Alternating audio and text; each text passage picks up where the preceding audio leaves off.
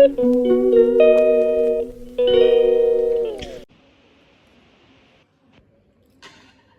Good evening to everybody. ഞാനിന്ന് കൃഷ്ണനെപ്പറ്റി ഞാൻ തന്നെ രചിച്ച ഒരു കവിതയാണ് വായിക്കാൻ പോകുന്നത്. കവിതയുടെ പേര് കൃഷ്ണദർശനം.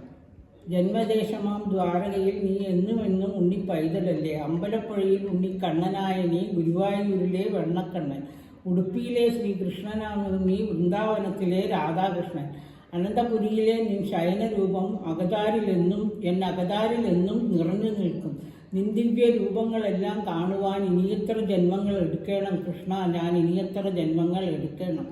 എങ്കിലും എൻ്റെ ഉള്ളിലെ അകക്കണ്ണിലൂടെ ഞാൻ എന്നുമെന്നും നിന്നെ കണി കാണണം. അല്ലെങ്കിൽ പിന്നെ ഈ പദങ്ങളെല്ലാം എന്നുള്ളിൽ നിന്ന് ഉദിച്ചു വന്നു കൃഷ്ണ, എന്നുള്ളിൽ നിന്ന് എങ്ങനെ ഉദിച്ചു വന്നു കൃഷ്ണ കൃഷ്ണ.